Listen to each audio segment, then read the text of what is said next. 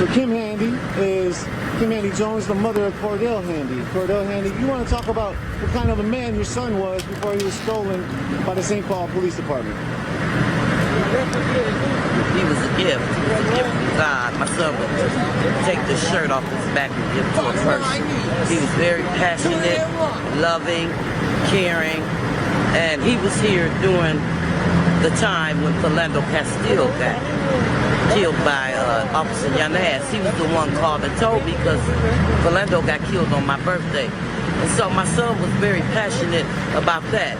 And who would ever thought that the same would happen to him? So, you know, when we think about our kids and what's going on in the world, am I shocked by this? No.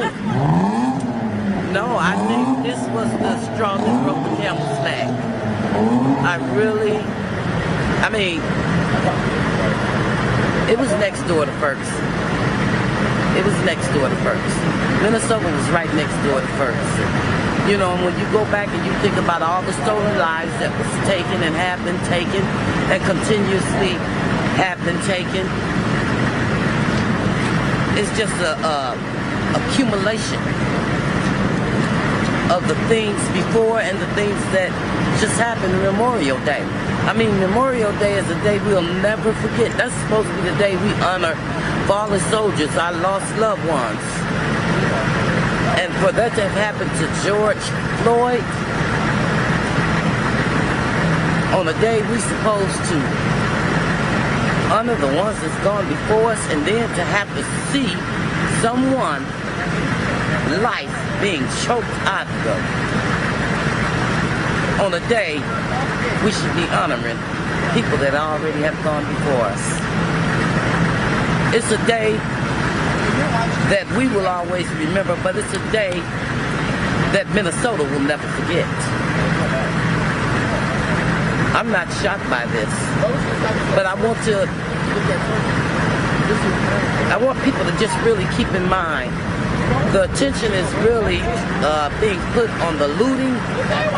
Let's not take the attention off of George Floyd, because that's what it's really about. It's about George Floyd and about all those George Floyds before George Floyd. That's what it's about, all stolen lives. But really, they're trying to talk about the looting. The news is doing it. The police are doing it. The officials are doing it. Oh, the looting, the looting, the looting. George Floyd is the face of what's going on here, along with the millions of faces that have left before George Floyd. And I knew when they killed my son, March 15, 2017, Cordale Handy, I knew then. I seen nothing good becoming of Minneapolis or St. Paul. And my son was killed in St. Paul by Miko Norman and Nathaniel Yance. These officers, they have no regard for human life.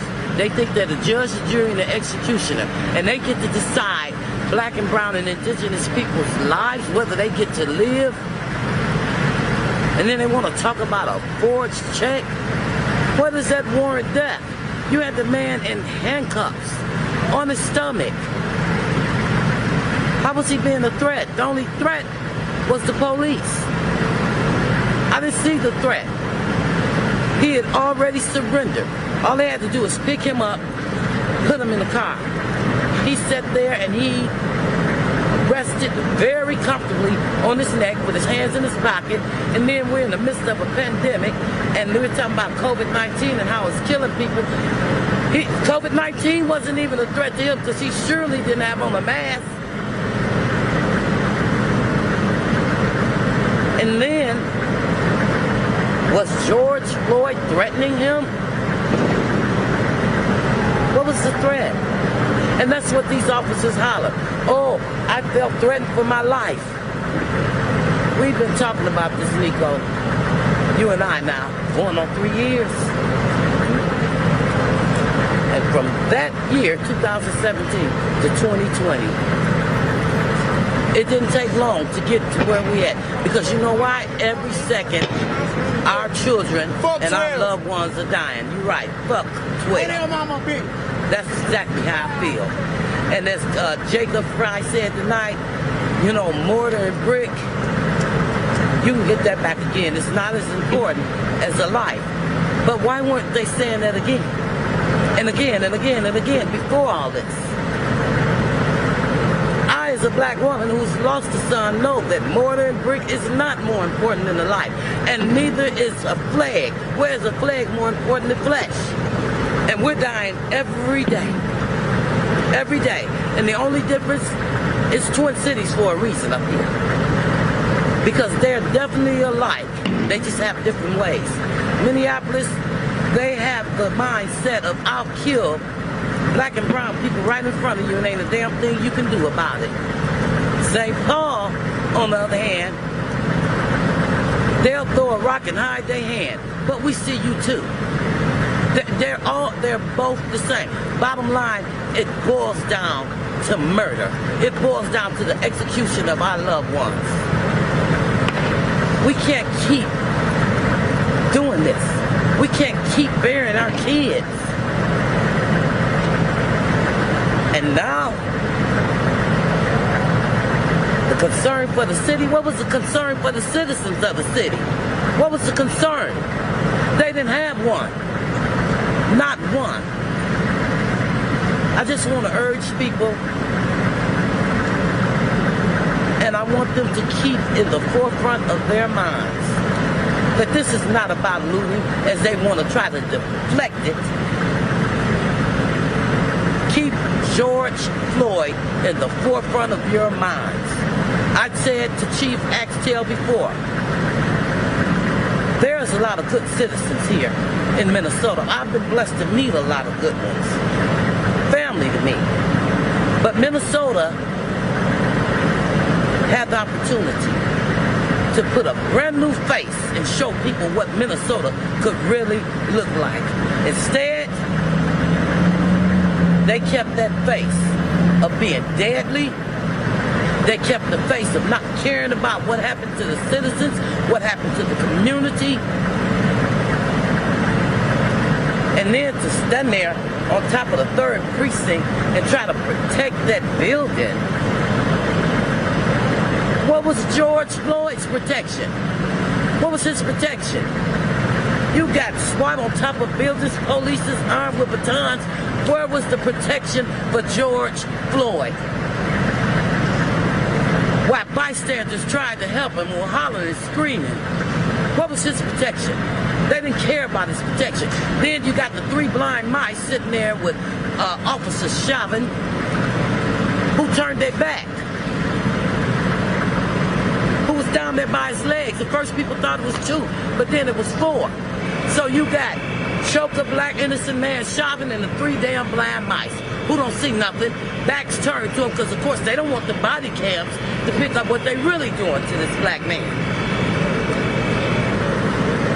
Minnesota better get it together. They better get it together. Because I'm going to tell you something. For 3 years, it's always been back to business when they kill a black, brown, and indigenous person. Well, this is the business.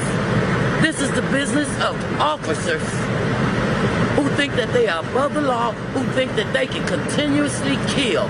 They are murderous motherfucking assholes. That's what they are. I have no compassion for them.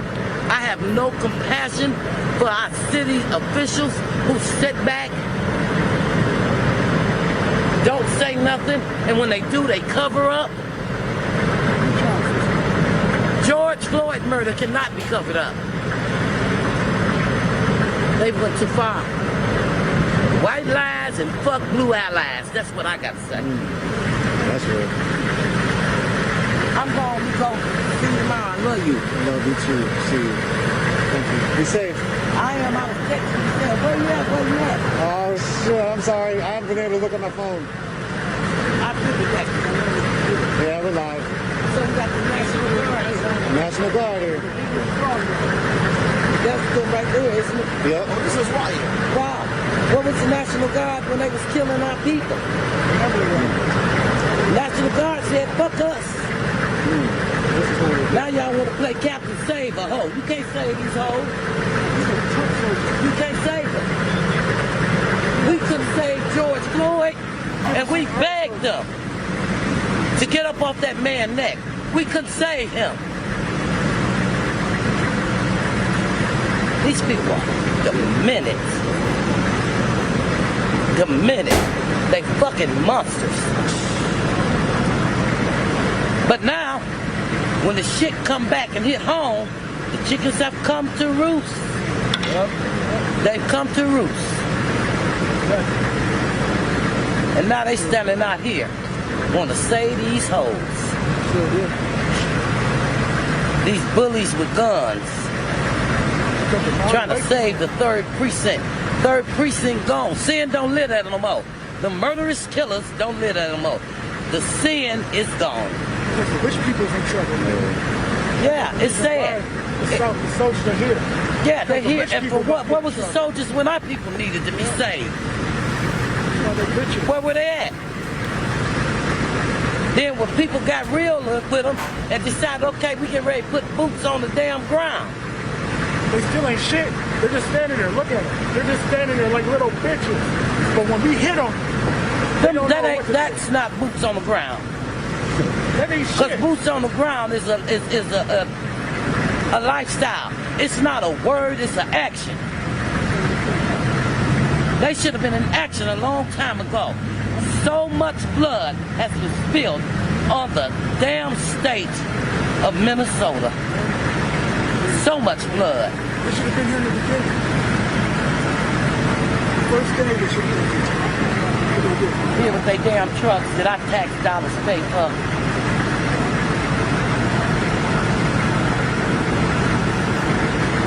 And not one police would help George Floyd.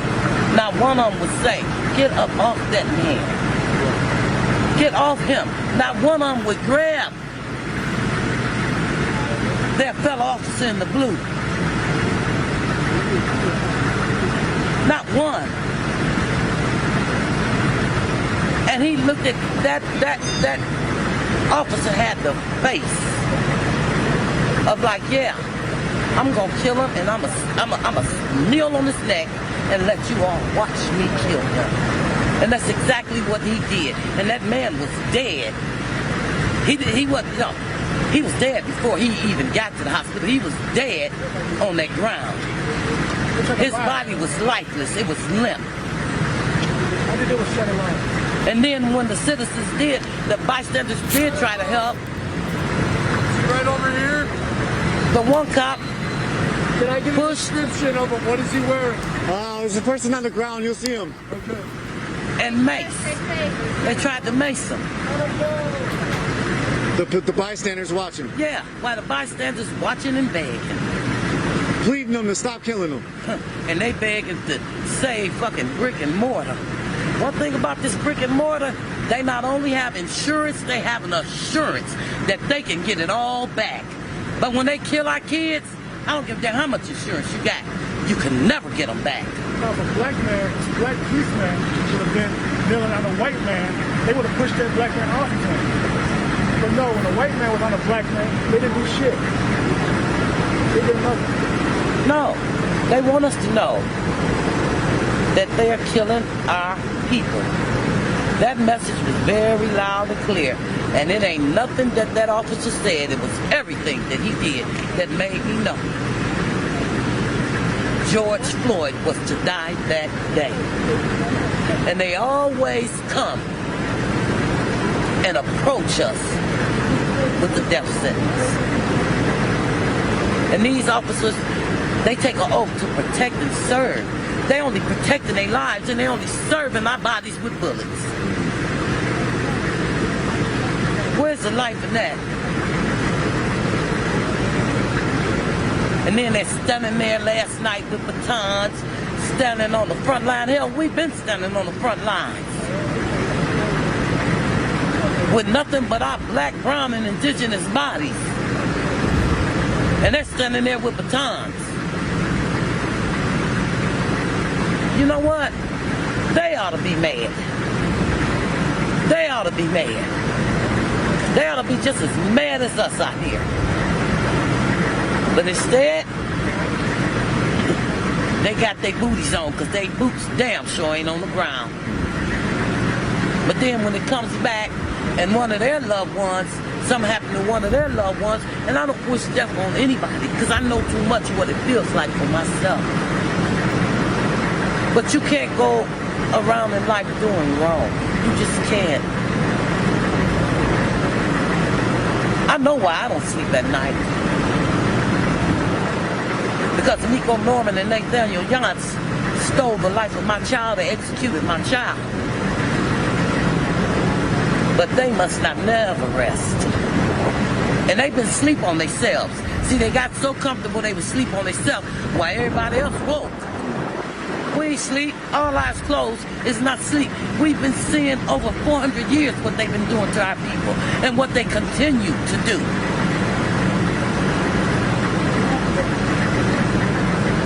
I'm looking around, Nico, and I mean, these buildings, I was here Wednesday, these buildings were here, standing. But so was our children. So was our loved ones. So was our loved ones. They will get the buildings back. Get them back. Rebuild. New. But when you've lost a loved one, you can't get that back. No amounts of money. No insurance will bring it back. And the real reality of it in life is I have one. Oh, you have? Yeah, I don't. Minnesota Thank needs you. to quit lying. Okay, do it then. Minnesota cops need to quit lying. And these city officials that stand behind them, and these prosecutors that protect them. Stop lying. Because this here today is the truth about all the lies and all the lies that they've taken.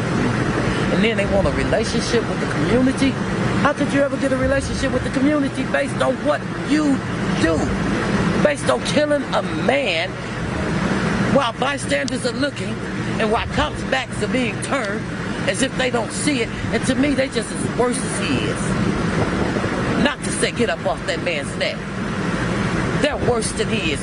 All of them are murderous cops. I'll wait, and you know, we'll see. We'll see. But you know what? Black people have always had to fight for what they want. Always.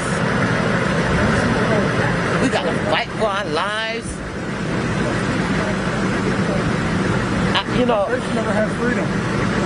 And of course, George Floyd's family should get what Justine got, but more.